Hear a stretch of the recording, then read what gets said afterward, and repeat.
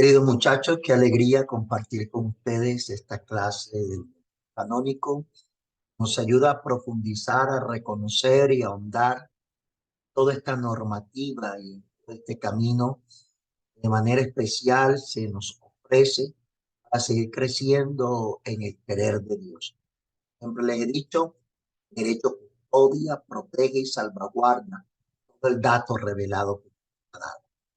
Estábamos compartiendo la última clase, quedamos por el canon 4, donde se nos habla de los derechos adquiridos, así como son los privilegios hasta ahora concedidos, la sede apostólica, tanto físicas como jurídicas, y en uso, no hayan sido revocados, permanecen intactos, no ser que sean revocados expresamente por los cánones de este. El canon 4 nos va a hablar de esos derechos adquiridos. Pero hay que hacer una gran diferencia entre el derecho adquirido y el derecho concedido. Los derechos concedidos vienen por su naturaleza. Es decir, bautismo, a través del bautismo, como nosotros lo vimos en el canon 11, donde se nos dice que el bautizado es el sujeto de ley, como lo dice el canon 96, como lo dice el canon 204, que por medio del bautismo somos introducidos en el cuerpo místico de Cristo. Hechos, cuando hablamos de derecho adquirido, que tiene como doble matiz. Lo adquirido reclama dos cosas. Lo concedido se da por orden natural, es decir, por el mismo acto, y lo adquirido siempre va a requerir una norma como tal y un acto jurídico. Podríamos decir, un acto. En cuanto al primero, cuando nosotros hablamos de derecho adquirido, estamos hablando del concedido, que se da por la misma realidad del acto, por la misma realidad sacramental, en este caso el bautismo, y siempre lo adquirido se da por una ley o por un acto jurídico y va en razón del privilegio. Verbi gracia, un ejemplo, hay un derecho adquirido de los jesuitas. Ustedes saben de que el derecho adquirido de los jesuitas va por los, más o menos en el año 1500 y pico, donde se nos decía de que ellos utilizan corbata. Han visto que yo utilizo corbata, los jesuitas. Nosotros utilizamos clérigo. Un derecho, podríamos decir, adquirido por una ley. ¿Y por qué? Y por un acto jurídico. Entonces, esos derechos adquiridos siempre van a permanecer, a no ser que se diga otra cosa o que el derecho plantee otra cosa. Entonces, eso es lo que hablamos entre este canon 4 cuando hace relación a esos derechos adquiridos como tal. También es necesario hablar aquí que el código nos presenta una definición de derecho adquirido, pero no en todo caso se trata de una materia importante, como demuestra las discusiones en las que se ha dado lugar.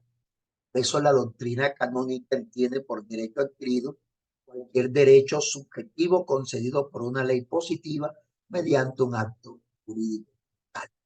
Hablamos de derechos subjetivos, nos estamos refiriendo a la titularidad de la persona, a lo que es la persona común. Entonces nos vamos al canon 5. En el canon 5 hablamos de las costumbres universales o particulares, actualmente vigentes. Se dice que, y contrarias a estos cánones, quedan totalmente suprimidas. Se reprueban en los cánones de este código o no se han de permitir que revivan en el quedan suprimidas a no ser que el código se establezca expresamente otra cosa, porque sea centenaria o inmemorial.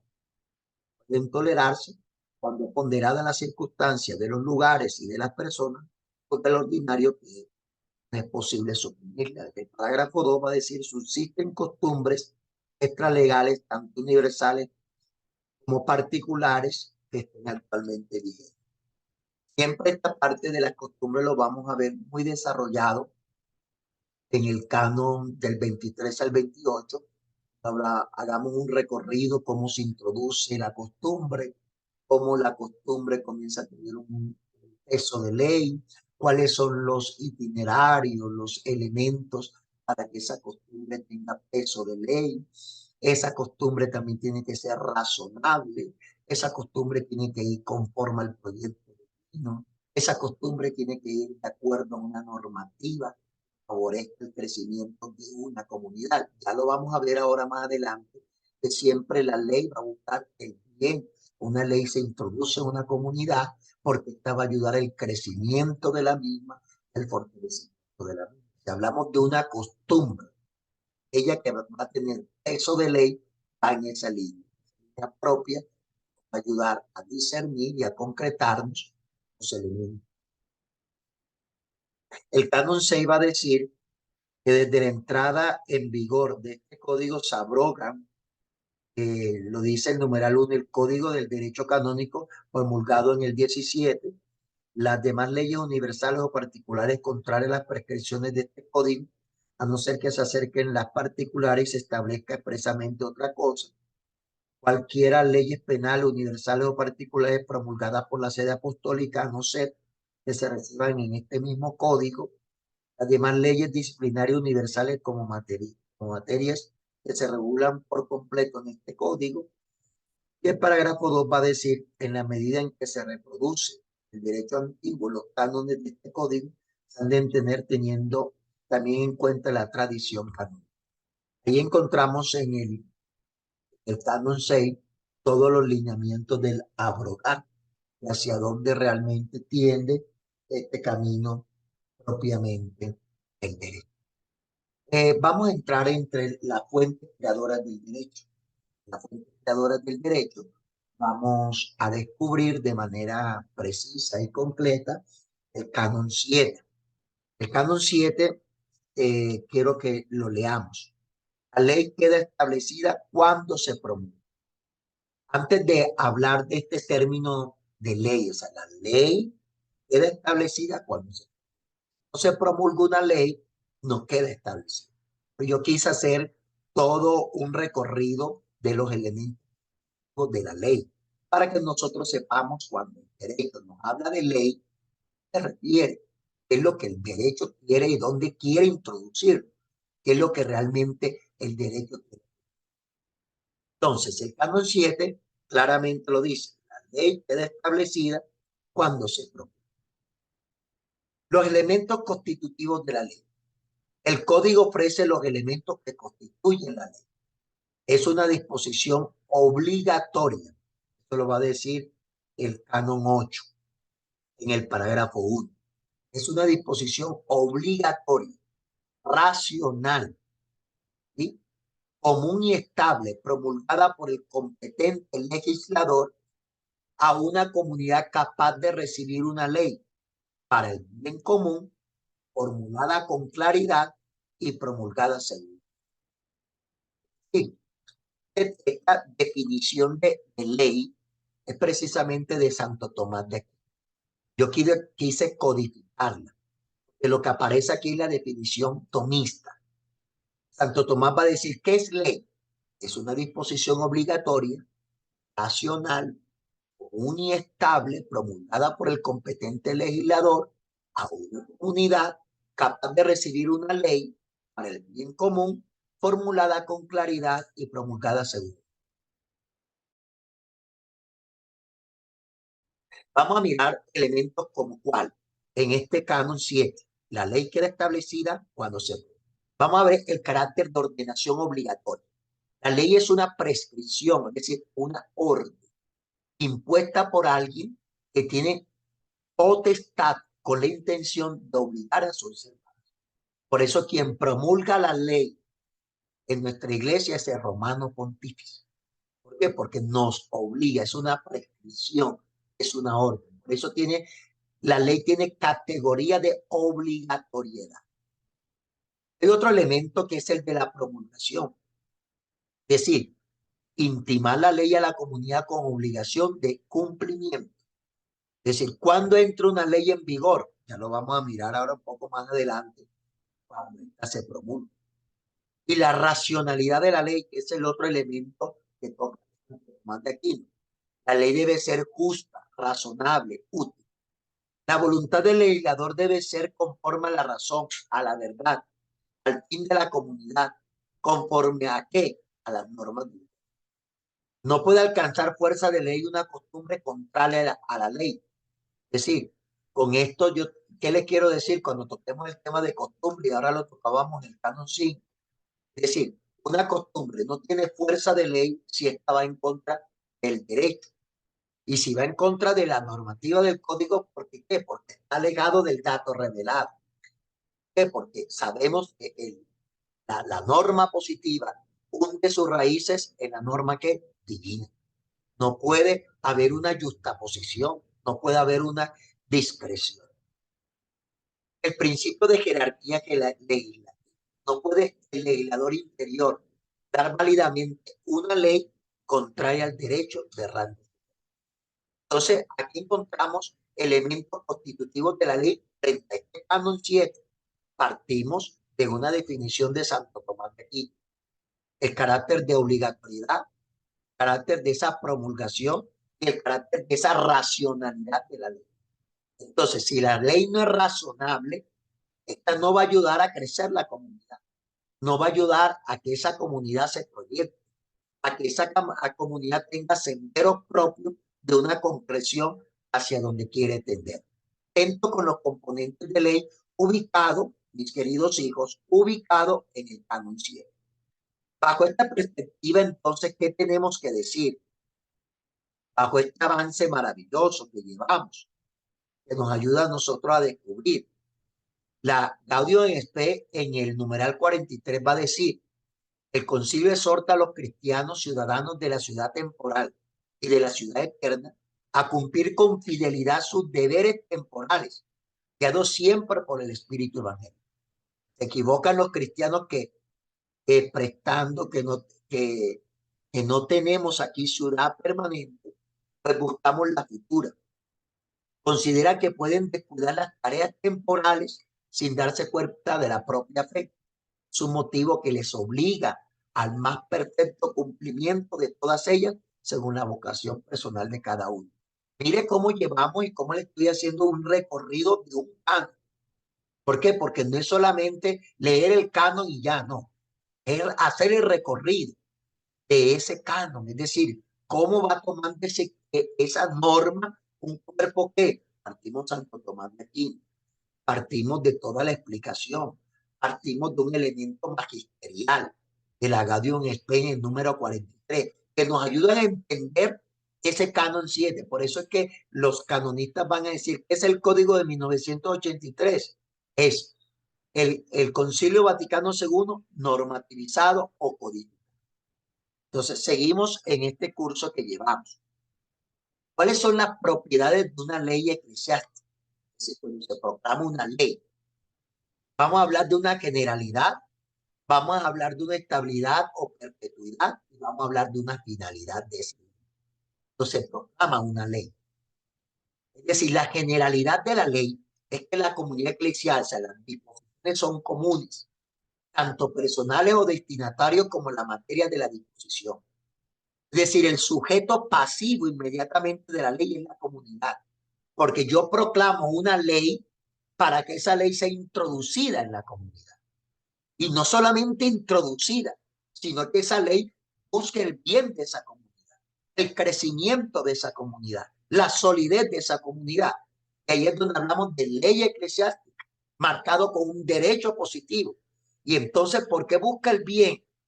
¿Por qué busca la transformación y la renovación de esa comunidad? Porque esta ley que se está proclamando no es una ley de manera arbitraria, no es una ley con criterios marcados o aislados de una realidad, no, esta ley está sumergida en una ley positiva. Por eso esta tiene que buscar el crecimiento de la comunidad, tiene que buscar el fortalecimiento de la comunidad, tiene que buscar el bien de los individuos, tiene que buscar todo lo concerniente a que esa comunidad sea sólida. Es lo que hablamos. Por eso, cuando una ley tiene que generar estabilidad y perpetuidad. Atento con esto, estamos en el canon 7, queridos hijos. La ley por naturaleza es estable y está vigente hasta su abrogación o derogación. Es decir, ya vimos que cuando se promulga una nueva ley, la otra ley queda ¿qué? Abrogada, es decir, anulada. Y cuando se deroga o derogación de una ley, cuando una ley va entrando y paulatinamente se va ¿qué? Asimilando hasta que se llama derogación, hasta que la ley que está vigente ya quede totalmente anulada. Mire todo hacia dónde vamos, queridos hijos, que es en este canon toda la especificidad de la ley. No es solamente decir en el canon 7, la ley queda establecida cuando se promulga. No, mire todo el contexto de ley. Generalidad, esta tiene que generar estabilidad y esta tiene una finalidad. ¿Cuál es la finalidad de la ley? El bien común. Y una ley no busca el bien común, no puede ser ley. ¿Por qué? Porque si la ley, el derecho positivo, se sumerge en el derecho divino lo que busca es el bien de las personas. Por eso Dios se ha revelado, por eso Dios se ha manifestado, por eso Dios se ha autodonado, por eso Dios se ha dado a conocer. ¿Por qué? Porque esa es la finalidad de la ley. Y esa finalidad de la ley tiene una línea transversal. Esa línea transversal, ¿cuál es? La salus animarum, la salvación de las almas. Canon 1752.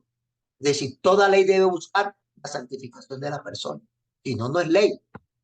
Por eso, qué bello nuestro derecho. Qué espectacular, qué profundidad es este derecho. Eso, hablar de derecho, es hablar de todo este cometido eclesiológico que apasiona, que impulsa, que nos ayuda todos los días a dar lo mejor conforme a estos criterios. En el canon 7, que lo di a conocer, que ya lo leí, la ley queda establecida cuando se de toda la explicación de ese. En el código del 17, de 1917, no aparece en el canon 7, sino en el 8 dice, las leyes se instituyen cuando se promulgan. Ley no se presume personal, sino territorial, a no ser que coste otro. Mire que le estoy haciendo la comparación entre el canon del 83 y el canon del 17. Y si nosotros nos damos cuenta, en el 1983 aparece totalmente de una manera sucinta, pero ya totalmente establecía este concepto de ley. No significa que en el 17 no estaba, claro que sí, pero como ustedes pueden apreciar en la diapositiva, de una manera más amplia, tiene dos parágrafos. El canon 7 tiene una línea. Ley queda establecida cuando se mire la comparación del canon del 17, del código de 1917 y del código de 1983. ¿Para qué traje esto? Para tener una línea comparativa. La línea comparativa nos va a dar una visión muy amplia, nos va a dar un conjunto de las cosas, nos va a ayudar a mirar la objetividad y cómo ha venido evolucionando el mismo y bajo las realidades congruentes de la misma. La ley existe por la promulgación. La doctrina define la promulgación de ley como la intimación de la misma, hecha por el legislador a la. Es decir, la institución de la ley es el proceso por el cual el legislador, en un acto oficial con solemnidad requerida, hace pública o impone externamente la ley a la comunidad con autoridad. Sabemos que él tiene los tres poderes, legislativo, ejecutivo y judicial. Estamos hablando que para dar a conocer una ley yo tengo que tener un poder. Y ese poder es ¿qué? Legislativo. Nosotros nos vamos al campo estatal, al civil. Nosotros vemos quién emana, de dónde emanan las leyes del Congreso. Tienen poder ¿qué? Legislativo.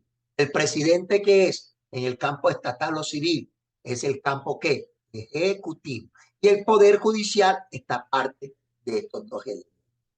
¿Listo? Seguidamente viene la publicación oficial de la ley. La publicación se diferencia de la divulgación o conocimiento de la ley por parte de la ley. Qué bello esto, ¿no? Todo este concepto de ley, o como no. Vamos a leer el canon 8. Mire que ya hemos hecho un recorrido en todo lo que concierne a la ley. Que quede muy claro. Hablamos de generalidades, hablamos de esa estabilidad de ley, hablamos de esa finalidad. ley, partimos de una definición de destino, luego hicimos una explicación de esos componentes de ley para que nosotros veamos cómo todo el contexto que tiene un canon. Pienso que el derecho debe caminar así, es decir, con esta manera contextual del canon. No es un canon aislado, sino con una realidad de contexto. El canon 8 va a decir que las leyes eclesiásticas universales se promulgan mediante su publicación. Ya lo dijimos, que la manera de publicar las leyes se da a través del boletín oficial en una clase, a no ser que en casos particulares hubiera prescrito otro modo de promulgación. Entran en vigor transcurridos 3 meses a partir de la fecha que indica el número correspondiente de los actas, no ser que obligue inmediatamente por la misma naturaleza del asunto o que en la misma ley se establezca especial expresamente una vocación más larga o más breve. Las leyes particulares se promulgan según el modo determinado por el legislador y comienza a obligar pasado un mes desde el día que fueron promulgadas, a no ser que en la misma ley se establezca otro plazo. Eso lo dice el canon 8. ¿Sí? De leer en sus códigos, código en mano, por favor, código en mano, y lea el numeral 8. Esta misma realidad de la promulgación de la ley en el código 19, perdón, de 1917 va a aparecer en el canon 9. Y en el código del 17 dice así: las leyes dadas por la sede apostólica que promulga mediante la publicación del comentario oficial de los actos de la sede apostólica, a no ser que en casos particulares se prescriba otra forma de promulgación y entran en vigor solamente después de pasado 3 meses a partir de la fecha que lleva el número de los actos, porque por naturaleza de los casos obliguen, desde luego, o que la misma ley hubiera especial y expresamente establecido una vacación más corta o más larga. Hablamos de la vacación, es el término de la misma ley. Mire, aquí hago el canon 8 en el 1983, en nuestro código presente, y cómo estaba en el código de 1917, pero probó. Ahora, frente a esto, estamos hablando del modo de promulgación. Entonces, aquí entramos. El modo de promulgar las leyes eclesiásticas han sido muy variados en la historia de la iglesia, condicionando por los medios de comunicación existentes. Antiguamente se enviaban ejemplares o copias de los documentos pontificios a los obispos y que los publicaran en sus respectivas diócesis. Eso era como cómo se hacía esa promulgación. Mira el canon 8 y es bueno conocer el contexto para que ustedes vean cómo se hacía antiguamente esa promulgación. Ahora es a través del boletín. Esta publicación sucesiva de los documentos pontificios unas veces era una verdadera publicación, pero en otros era solo una divulgación o notificación de los mismos documentos, que se consideraban ya suficientemente promulgados por su publicación en Roma. Se promulgaban los cánones en algunas universidades, como la de Bolonia, Salamanca, París. Solo hasta el siglo III, atento con estos 5 sentidos focalizados, la promulgación se distinguió claramente de la posterior divulgación. La promulgación se hacía en un lugar donde residía el Papa de ordinario en Roma. Todo esto, a partir del siglo XIII, fue tomando una fuerza, una solidez, el carácter de promulgación y ya se hacía directamente a donde estaba el Papa. El 29 de septiembre de 1908, el Papa Pío X, en la Constitución Apostólica, yo la llamo así, promulgandi, estableció como norma fija que las leyes universales se promulgaban por medio de acta apostólica. Aquí vemos de dónde aparece. ¿Sí? Porque ustedes podemos decir, bueno, las leyes de la iglesia se promulgan a través del boletín acta apostólica sede, pero ¿cómo apareció esto? ¿Quién lo dio a conocer? Bajo qué parámetro. Y aquí les estoy diciendo, el 29 de septiembre de 1908, el Papa X, ¿sí?, con la Constitución Apostólica Promulgandi, estableció la norma fija de las leyes universales, cómo se tenían que promulgar, a través del boletín Acta Apostólica. Claro, porque ya hablamos de la Constitución, hablamos de que la manera también se daba, todo esto nos ayudaba a que realmente pudiésemos nosotros concretar todo este elemento propio. Este canon 8, 5 sentidos focalizados, señor. Este canon 8 distingue dos modos ordinarios de promulgación. El primer modo son leyes universales, emanadas por el romano pontífice. ¿Cuáles son las leyes universales? Las emanadas por el romano pontífice. En este caso, solo el concilio ecuménico para toda la iglesia por medio de actas apostólicas. Leyes universales emanadas por el romano pontífice y solo en concilio ecuménico por toda la iglesia por medio de actas. El modo de promulgación es la fecha que indica el número correspondiente de los actos, pero no la fecha quizás llevará el documento, no es el único modo. El legislador puede emplear otro modo extraordinario en casos particulares o para determinados documentos legislativos, como por ejemplo el Observatorio Romano. Entonces aquí encontramos todo el elemento propio de promulgación. Las leyes particulares, ¿cuáles son esas leyes particulares? Las del ordinario del lugar, emanadas por la competente autoridad eclesiástica, romano pontífice o un legislador interior, para un determinado territorio o una comunidad, de recibir una ley. Estas leyes pueden ser pontificias, episcopales y conciliares. Leyes universales y leyes particulares. Pero en las leyes particulares pueden ser también de romano pontífice, dado por una comunidad o para una diócesis, o también del ordinario del lugar, dado para eso. La promulgación establecida por el mismo legislador. El obispo diocesano es el único legislador en el sínodo. Vacación y vigor de la ley.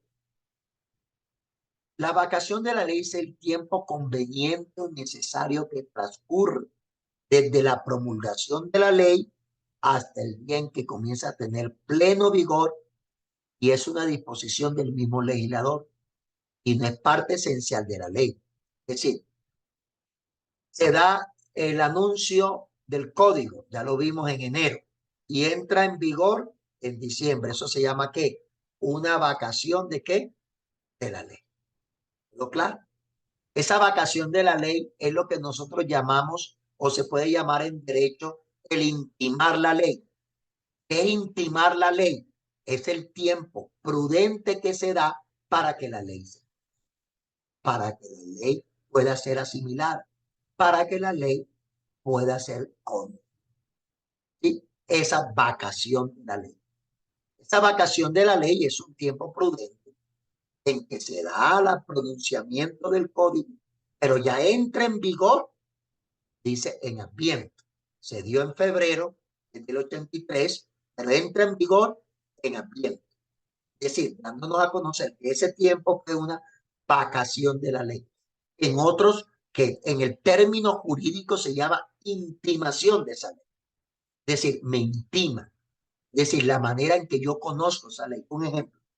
Dicen el padre René Acevedo o el padre Juan Gabriel o el padre Reinel. Padre Reinel va a ir a la catedral de Barranca Bermeja. Lo vamos a nombrar párroco de la catedral. ¿Qué le dice? El obispo le dice en junio, yo he pensado en usted, en que va a ser párroco de la catedral de Barranca Bermeja. Es decir, pero el nombramiento lo hace en noviembre. ¿Qué hay en ese tiempo? Ya hay un conocimiento. Usted ya tiene el decreto de párroco. Usted ya está ejerciendo como párroco. No. ¿Ya usted comenzó la función como párroco? No. Le intimaron un deseo, le intimaron ya una ley para que usted se preparara, para que usted conociera, para que usted fuera asumiendo. ¿Cuándo entra en vigor esa ley? Cuando se da un decreto, es decir, 24 ya toma posesión. Y al tomar posesión, ya entra en vigor. ¿Me hago entender? ¿Quedó claro? Una forma de intimar la ley a la comunidad es retrasar la obligación impuesta por alguna causa razonable, dejando un espacio intermedio entre la promulgación y la obligatoriedad ya vigente. Eso es imperativo, lo que les decía. Para las leyes universales, el tiempo de vacaciones es de 3 meses completos desde la fecha de la promulgación, a no ser que el legislador manifieste expresamente que no hay vacación en la ley. Para las leyes particulares, el principio general es un mes de vacación, a no ser que el legislador da conveniente menos o más tiempo. Un ejemplo, eh, se anunció el código en febrero. El código se anuncia en febrero. Podemos decir que serían 3 meses el término preciso para que entrara en vigor esa ley. Pero mire que se fue hasta el viento. Es decir, el legislador ya le compete el decir, bueno, esto, la ley entra en vigor en 3 meses o no anuncia nada, solamente lo anuncia, lo da a conocer y ya él tiene la disposición en hacerlo en el tiempo en que lo vea. Listo. Promulgado por medio de la Constitución Apostólica Sacra Disciplina Leyes del Sumo Pontífice Juan Pablo II, promulgada el 25 de enero del 83 y entró en vigor a partir del primer día de Adviento, como ya les decía. Entrada en vigor y obligatoriedad de la ley. Qué bello esto. El tercer momento constitutivo de la ley tiene lugar cuando termina la vacación de la ley. La ley tan pronto entra en vigor, inmediatamente empieza a ejercer. La ley obliga tanto implícitamente a su conocimiento a buscar los medios adecuados para cumplirla, como explícitamente su observancia. Un ejemplo, una persona que de pronto ya la ley entró en vigor y diga, pero es que yo no conocía la ley. A mí me compete ser esa ley. Me compete como bautizado serla, saberla. ¿Por qué? Porque no puede decir que yo hice esto porque desconocía la ley. No, ya fue promulgada, tengo que conocer mis derechos, cuáles son mis deberes, cuáles son las realidades pertinentes y a dónde tiene. La pretensión de los cánones 7 y 8 es mostrar el efecto fundamental de la promulgación de la ley canónica, simultáneamente el valor jurídico de la aceptación de la ley por la comunidad. Sin embargo, existen dos figuras de petición, una institución de se llama remostratio. Es una petición hecha a romanos pontífices para que un acto, ley pontificia, por razón de su inconveniencia de su aplicación, o un determinado territorio queda sin ejecución de él. Es lo que se hace una remostratio o una suplicación. No es una apelación contra el acto de la ley pontificia, pero sí una remostratio episcoporum, cuando es movida por los obispos de un territorio y tiene efectos. Una ley que puede ser promulgada. La ley que puede ser promulgada puede darse una suplicación, cuando es inconveniente. ¿Para qué? Para introducirla en esa por la en el canon del 83, el canon 9 dice, las leyes son para los hechos futuros. Pasamos a un 7 y canon 1. No para los pasados, a no ser que en ella se disponga algo expresamente para eso. En el código del 1917, ahí una equivocación, no es el 77. Las leyes miran al futuro, no a lo pasado. O sea que nominalmente se haga una referencia al pasado. Bajo este punto de vista, nosotros vamos avanzando. Porque aquí entra ya, las leyes son para los hechos futuros, no para los pasados. No se pide de todo expresamente. Todas las leyes son hacia el futuro. Por esa, ¿cómo explico yo este caso? Por esa obligatoria de la ley en razón de tiempo. Principio general. La ley se refiere a las cosas futuras. Este principio de la temporalidad de la ley es denominado irretroactividad en el contexto jurídico. La ley va siempre a atender al futuro, no a la retroactividad, no a volver atrás, ¿sí? Sino hacia el futuro. Sin embargo, el canon habla de un principio excepcional que depende de la materia y objeto de la ley, del común, que intenta respetar. Por caso contrario, el legislador no haría una excepción. Existen dos formas de excepción: de interpretación declarativa, la encontramos en el canon 16. La interpretación tiene efecto retroactivo, si solamente aclara palabras de la ley que por sí ciertas. Vamos a leer el canon 16. Dice: interpreta auténticamente las leyes del legislador y aquel a quien estuviera encomendado la potestad de interpretarse auténticamente. Es decir, cuando atento con esto, el legislador no haría una excepción. Existen dos formas de excepción frente a esto. ¿Por qué? Porque si la ley tiende solo al futuro, ahora, existe frente a esta ley que tiende al futuro, existen dos elementos excepcionales. La primera, el carácter de interpretación declarativa, es decir, la interpretación tiene efectos retroactivos si solamente aclara palabras de la ley que por sí ciertas. Una realidad. Se promulgó la ley, se dio a conocer la ley, pero esta realidad de la ley, ¿sí?, que se ha promulgado ilumina la ley que ya se había promulgado anteriormente. Entonces ahí donde tiene un valor de retroactividad. ¿En cuanto a qué? En cuanto al valor interpretativo de la ley. Un ejemplo, ya se los dije. El caso de que la ley que se promulgó, que se dio a conocer, que tiene el futuro, en sí tiene contenidos interpretativos de esa ley que se dio en el pasado. Entonces ahí donde podemos decir que tiene un valor de retroactividad. No en cuanto que vuelva al pasado, sino que esa ley que se promulgó en el futuro ilumina de manera significativa, de manera valorativa, aquella realidad de esa ley que se promulgó en el pasado, ha dado a conocer el pasado. Especialmente aquí hablamos de unas leyes penales, ¿sí?, en la tipificación de penas y sanciones. Muchas leyes que, aunque haya una tipificación de penas, hoy se promulgan de manera diferente, pero tiene un significado en que están iluminando una ley del pasado. Y aquí lo dice, la materia, una de manera declarativa y la otra de manera penal.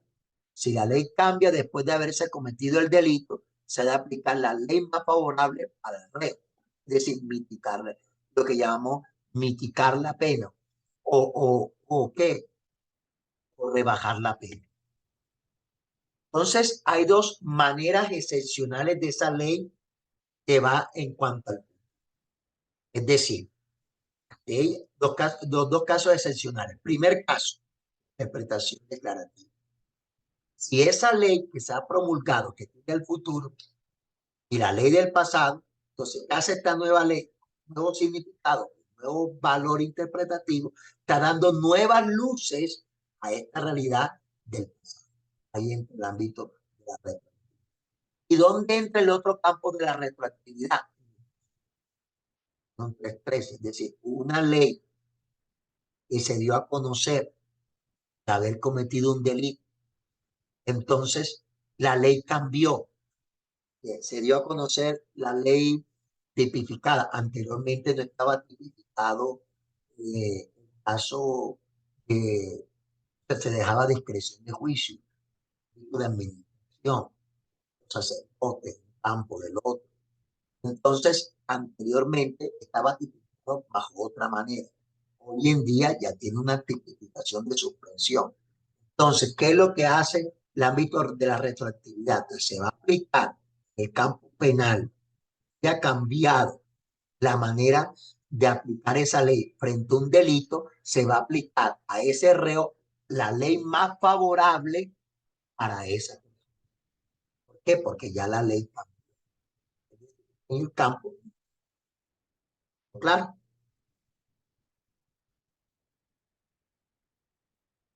el canon 11, eso lo dice en el 17, únicamente vamos a hablar aquí de leyes inhabilitantes. ¿Cuándo son inhabilitantes y cuándo son?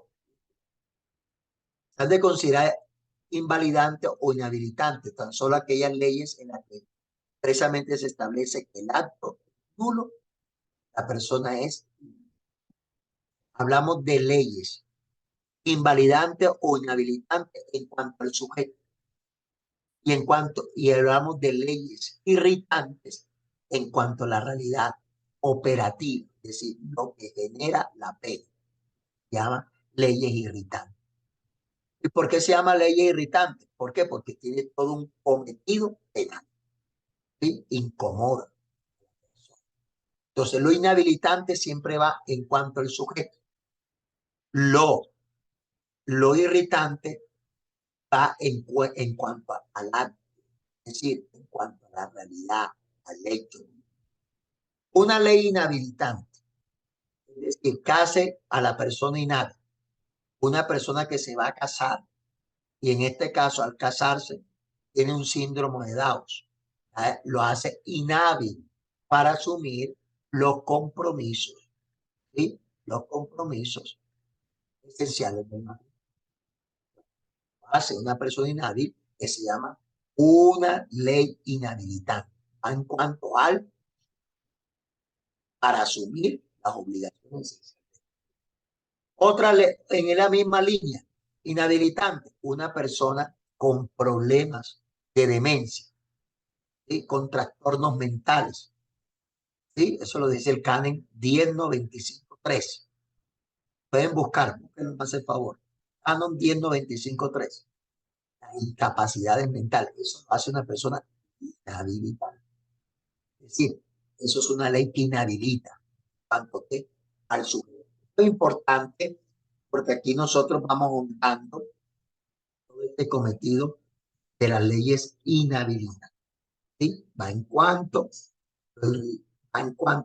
al sujeto. Inhabilita, lo declara incapaz a una persona para realizar un acto jurídico. En el canon 10.95, al 10.83, al 10.87. Y las leyes irritantes o invalidantes que declara el acto nulo. Vamos a ir es decir, hace nulo el acto por la razón del acto mismo. Podemos ir al canon 173. Canon 173, vamos a encontrar todo un cometido maravilloso de lo que estoy hablando. 173, parágrafo 3. Si el número de votos es superior al de los electores, la votación es nula. Es decir, el acto ya es nulo porque no está conforme a lo prescrito. Lo que hace el acto nulo como tal. ¿Sí? Mismo acto es nulo porque no está conforme a la norma, no está conforme al derecho. Y el acto es nulo. Entonces estamos hablando de una realidad irritante o invalidante. Hace el acto nulo. Conforme al derecho. Una persona que se va a casar.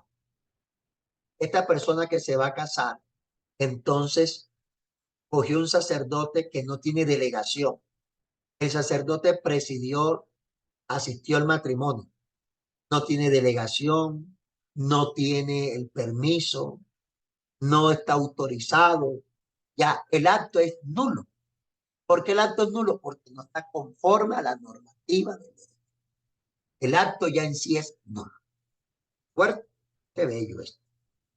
Entonces, siempre decimos, se llama nulo lo que no tiene jurídicamente ni siquiera apariencia de acto válido.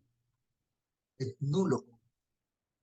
Por ejemplo, la materia y la forma para celebrar la Eucaristía. ¿Cuál es la materia? pan y vino. ¿Cuál es la fórmula? Todo lo que requiere a la realidad de la consagración a través de la epíclesis. Ah, no, es que yo no tengo el vino, voy a hacerlo solamente con el agua. El acto es nulo, porque lo requerido, lo propio, para que sea válido es esa materia y forma. Si falta una de los dos, ya el acto por sí solo, aunque se realice, es nulo.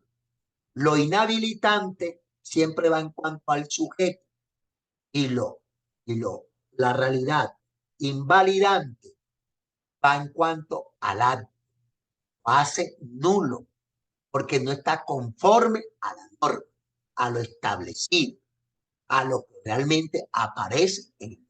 Qué bello esto. Esto nos da a nosotros una profundidad para ahondar. Se ha de considerar invalidante o inhabilitante tan solo aquellas leyes en las que expresamente se establece que un acto es nulo o una persona es inhábil. Eso lo dice Canon 83. Fuerte. Ahí encontramos elementos. En este elemento de este canon nos ayuda a nosotros a entender en lo que nosotros llevamos en esta explicación del canon 10. La ley invalidante establece nulo un acto carente de todo efecto canónico, por su índole natural. Por ejemplo, la elección en que resultan más votos que votantes. Ya lo leí, canon 173, parágrafo 3. O porque la ley establece unos determinados elementos para obtener la definición del acto. Vamos a leer el canon 124. Ya yo le dije, y aquí en el canon 124 vamos a ver los elementos propios que hacen el acto válido y que está conforme al derecho. Y si esos elementos no están, entonces el acto por sí solo ya es que inválido. El realizarlo ya es inválido porque no está conforme a la norma del derecho, no está conforme a lo establecido. Entonces, el canon 24 nos va a hablar de los actos jurídicos. En el parágrafo 1, ¿qué va a decir? Para que un acto jurídico, 5 sentidos focalizados, sea válido, se requiere que haya sido realizado por una persona capaz. Primer punto. En el mismo concurran los elementos que constituyen esencialmente ese acto: libertad, así como las formalidades y requisitos impuestos por el derecho y la validez de los actos. Entonces, ¿qué encontramos aquí? En primer lugar, una persona capaz, una persona libre, una persona que lo haga manifiesto y que la norma esté conforme a la normativa del ley. Eso es lo que hace que el acto sea realmente válido. De los actos jurídicos, canon 124. Para que el acto jurídico sea válido, se requiere que haya sido por una persona capaz, que ocurran los elementos que constituyen esencialmente ese acto: la voluntad, la libertad, así como las formalidades, es decir, la expresión, y que esté conforme. Qué bello esto, qué bello esto. Porque la ley quiere prohibir algo con tal fuerza de invalide el acto. Es decir, aquello que realmente vaya forzado, aquello que realmente no vaya conforme a lo.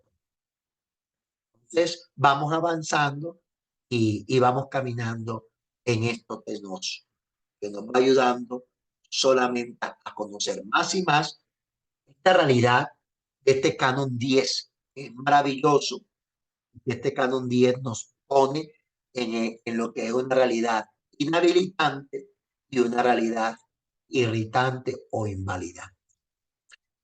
Porque la ley quiere prohibir algo con tal fuerza que invalide el acto, prohibido las promesas de un oficio, falta de prohibición del oficio, la prohibición canónica simoniaca, de un oficio, o porque quiere exigir garantías de que se ponga bien un acto, que lo considera canónicamente inexistente si se pone sin las formalidades que prescribe la forma canónica del matrimonio. Ya lo dije.